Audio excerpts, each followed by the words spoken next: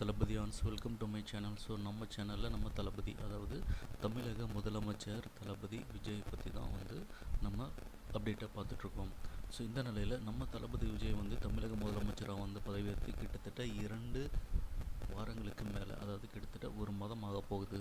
So இந்த நிலையில் நம்ம தளபதியோட ஆட்சியை பற்றி வந்து பலரும் பல்வேறு தரமாக வந்து குறிப்பாக பொதுமக்கள் வந்து பாராட்டிட்டு வர சூழ்நிலையில், ஸோ அதாவது அரசியல் பிரபலங்களும் சரி, திரைப்பிரபலங்களும் சரி, நம்மளுடைய தளபதியோட ஆட்சியை வந்து பல வகையிலும் வந்து பாசிட்டிவாகவும் சரி நெகட்டிவாகவும் சரி வந்து விமர்சனம் பண்ணிட்டு இருக்காங்க.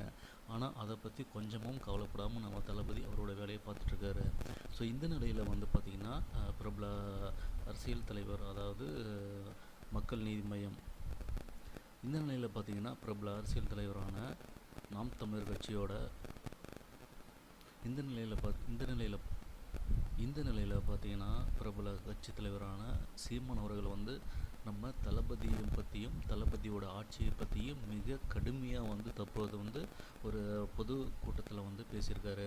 ஸோ அவர் என்ன சொல்லியிருக்காரு அப்படின்னா, அதாவது இதற்கு முன்னாடி வந்து நம்ம தளபதி விஜய் வந்து திருச்சியில் வந்து வெற்றி பெற்று அதுக்கப்புறம் வந்து திருச்சி மக்களுக்காக வந்து நன்றி சொல்கிறதுக்கு வந்து போயிருக்காரு. ஸோ அங்கே வந்து போயிட்டு பல விஷயங்கள் வந்து பேசியிருக்காரு. ஸோ என்ன பேசியிருக்காரு அப்படின்னா, அதாவது திமுகவும் சரி மற்ற கட்சிகளும் சரி, அதாவது அவருக்கு வந்து எவ்வளோ ப்ரெஷர் கொடுத்தாங்க, எவ்வளோ அழுத்தம் கொடுத்தாங்க அப்படிங்கிற மாதிரி பல விஷயங்கள் வந்து பேசியிருக்காரு. ஸோ அதில் வந்து பார்த்திங்கன்னா ஒரு விஷயம் வந்து அவர் வந்து சொல்லியிருக்காரு குறிப்பிட்டு, அதாவது என்ன அப்படின்னா, அதாவது கவர்ச்சியால் வந்து நான் ஜெயித்தேன் அப்படின்னு எல்லாரும் சொல்கிறாங்க, ஆனால் கவர்ச்சியால் வந்து நான் ஜெயிக்கிறதுக்கு வந்து அப்படின்னு சொல்லிட்டு அதோட நிறுத்தியிருப்பார். ஸோ அவர் என்ன சொல்ல வந்திருக்காரு அப்படின்னா, அதாவது கவர்ச்சியால் வந்து ஜெயித்தேன் அப்படின்னா நான் வந்து என்ன, அதாவது பிரபல நடிகைங்களா அந்த மாதிரி வந்து ஒரு கான்செப்டில் சொல்லியிருக்காரு. இதை பாயிண்ட் ஆஃப் வியூ பண்ணி வந்து பார்த்திங்கன்னா சீமான் அவர்கள் தற்போது வந்து என்ன சொல்லியிருக்காரு அப்படின்னா, அதாவது கவர்ச்சியால் மயங்கி ஓட்டு போட்டு இருக்காங்கன்னு சொன்னதுக்கு கோவப்படுறாரு. ஆனால் மண்டேலா மாதிரி 27 ஆண்டு சிறையில் இருந்து வந்திருக்காரா, எண்ணற்ற வழக்கு, 200 கோடி சம்பளத்தில் பாதி மக்களுக்கு கொடுத்து மக்களின் இதயத்தை வென்று வந்து விட்டார். சினிமா டு சிஎம் அப்படின்னு அதாவது ரொம்ப ஈஸியாக வந்து விஜய் வந்து வந்துட்டார். அதான் வந்து அவருக்கு தெரியல அப்படிங்கிற மாதிரி சொல்லியிருக்காரு.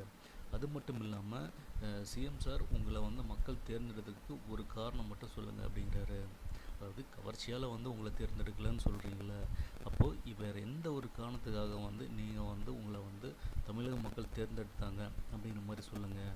அது மட்டும் இல்லாமல், அதாவது நீங்கள் மொத்தமாக நடித்தது 69 படம். ஸோ இந்த 69 படத்தில் வந்து ஒரு நல்ல படமாவது அப்படின்னு நீங்கள் குறிப்பிட்டு காட்டுங்க அப்படின்னு சொல்லியிருக்காரு.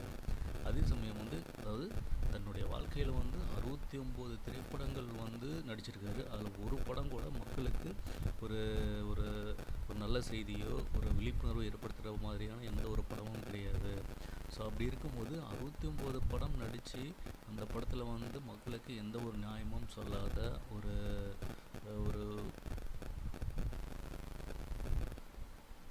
ஒரு விழிப்புணர்வும் ஏற்படுத்தாத இவர் வந்து மக்களுக்கு நல்லாட்சி கொடுப்பாரா அப்படின்னு தெரியாமல் வந்து மக்கள் வந்து போட்டிருக்காங்க.